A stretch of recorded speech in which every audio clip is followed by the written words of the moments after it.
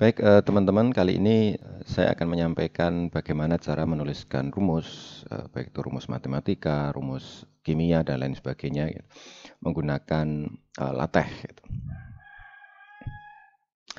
Maaf, menulis rumus tapi di LaTeX. Gitu. Nah, sebelumnya saya akan sampaikan beberapa slide. Ini yang pertama, jadi kalau kita menulis rumus di LaTeX itu tidak bisa langsung kita tuliskan atau kita insert simbol dari rumus-rumus tersebut misalnya. Nah, tapi kita harus menuliskan kodenya. Contohnya kalau integral ya pakai int gitu. Sehingga cara pertama kita harus hafal, tapi cara kedua kita bisa menggunakan berbagai alat yang membantu atau mempermudah kita. Contohnya yang pertama adalah LaTeX for Technique. Tampilan ini di sebelah kiri kita bisa memilih simbol-simbol yang kita butuhkan. Kemudian di tengah itu akan memunculkan kode atau nama dari simbol tersebut di dalam sesuai dengan kode LaTeX. Kemudian paling kanan itu akan memunculkan hasilnya. Nanti kalau hasilnya sudah benar, sudah pas, baru kode itu diambil atau di-copy kemudian dimasukkan ke LaTeX. Nah, yang kedua ada namanya Detexify. Nah, kalau ini kita bisa menulis, kita mencoret, gitu, menuliskan rumus yang kita butuhkan. Di situ tertulis draw here gitu. Kemudian ketika saya tuliskan seperti itu ada lambang seperti E itu. Nah, maka si Detexify ini akan memunculkan nih lambang atau tulisan ini apa saja sih yang mirip gitu. Ada sum, ada matkal, kemudian ada var epsilon dan lain sebagainya, ada sigma gitu. Nah, kita bisa ngambil nama kode itu yang diawali oleh tanda backslash itu ke LaTeX kita gitu.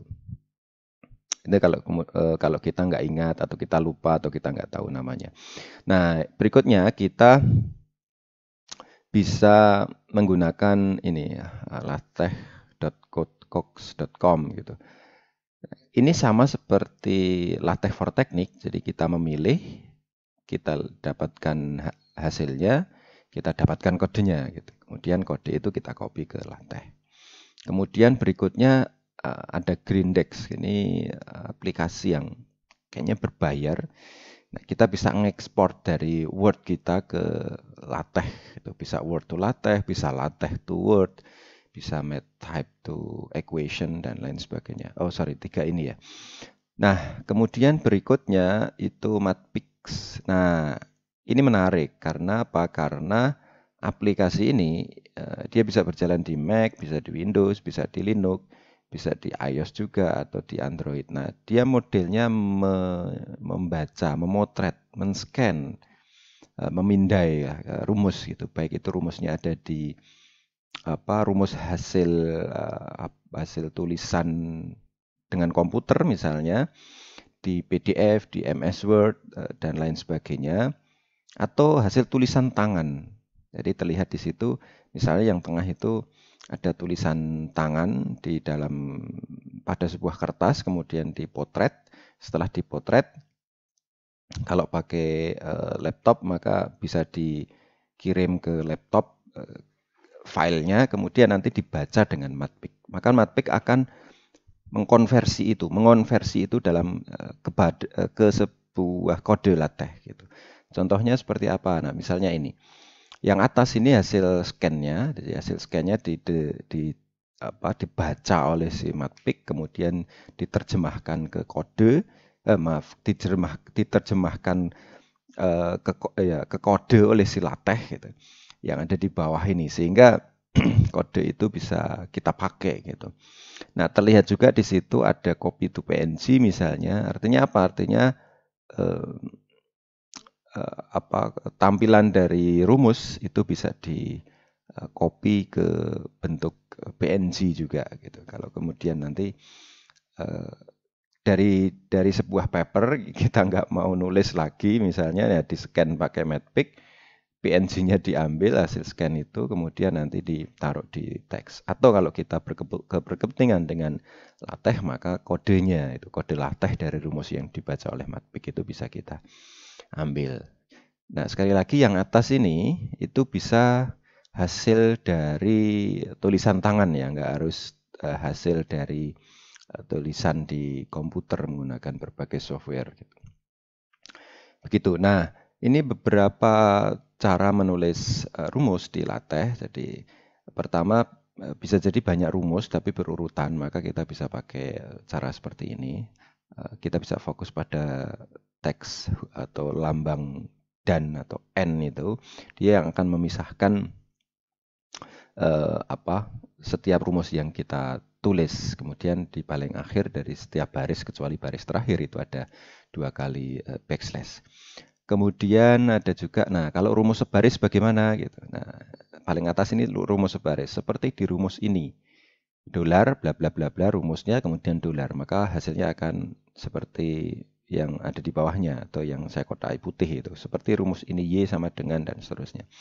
Nah, bisa juga rumus itu pisah baris tapi tanpa nomor. Caranya mirip seperti yang atas tetapi logo dolarnya itu 2. Maka dia akan muncul di bawah Y sama dengan X dan seterusnya itu, tapi tanpa nomor. Bagaimana jika dengan nomor, maka kita bisa pakai begin equation. Jadi backslash begin kurung kurawal equation, kemudian Y sama dengan X dan seterusnya itu rumusnya. Kemudian nanti kita bisa beri label. Nah, label itu nanti bisa dipakai untuk cross reference. Baru kemudian n equation. Maka yang muncul adalah itu rumusnya. Kemudian nanti ada nomor 1 di paling kanan. Oke, kemudian nah ini beberapa contoh tadi kalau misalnya ada dalam sebuah teks, maka hasilnya seperti ini. Seperti rumus ini, satu baris, kemudian di bawahnya itu beda baris tapi tanpa nomor, kemudian ada beda baris dengan nomor, kemudian di bawahnya itu ada cross reference. From the foremost inequality math relation pada rumus 1. Ini contohnya hanya pura-pura ya. Begitu, kemudian teman-teman bisa belajar tentang LaTeX dari ugm.id/LTX yang sudah kami siapkan juga. Baik, teman-teman, sekarang saya akan coba praktikkan. Jadi ini, saya pakai overleaf. Di sebelah kiri ini adalah kodenya, sebelah kanan itu yang muncul.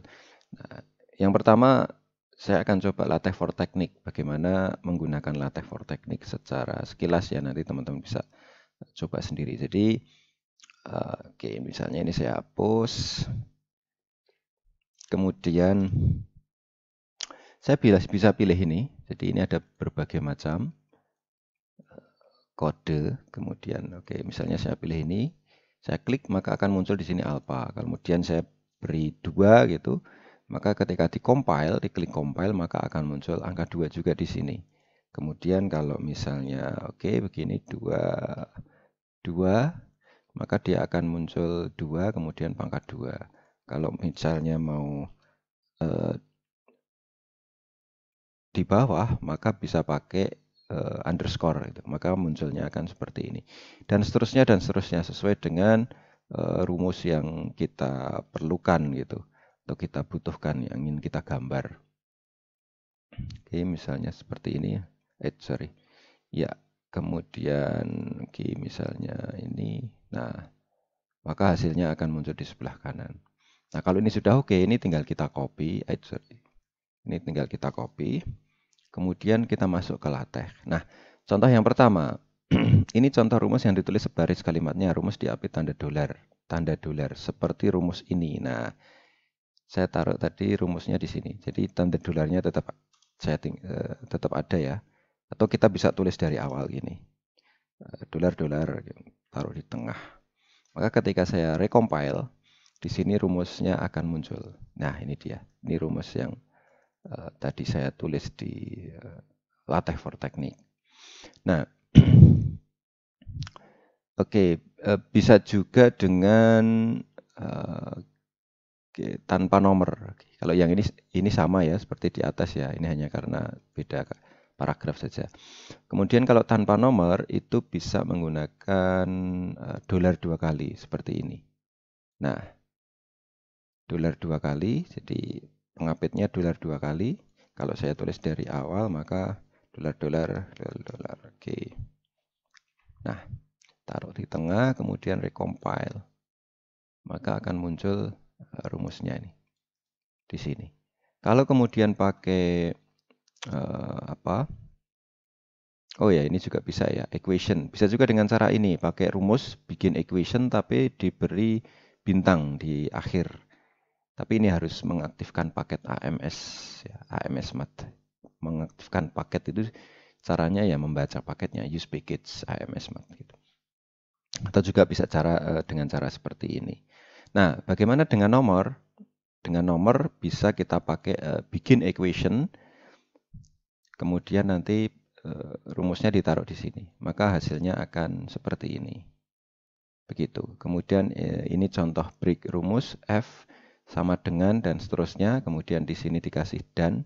Artinya pada baris inilah rumus-rumus berikutnya itu akan disejajarkan. Nah, misalnya ini. Oke, ini dan, ini backslash cap, dan seterusnya ini adalah ini. Kemudian yang bawahnya itu adalah ini. Begitu. Kemudian ini ada lagi dengan bikin align, tapi dia akan dijadikan beberapa rumus, akan dianggap beberapa nomor gitu, 4, 5, 6 dan seterusnya. Bikin align, kemudian dan seterusnya, kemudian and align. Begitu menggunakan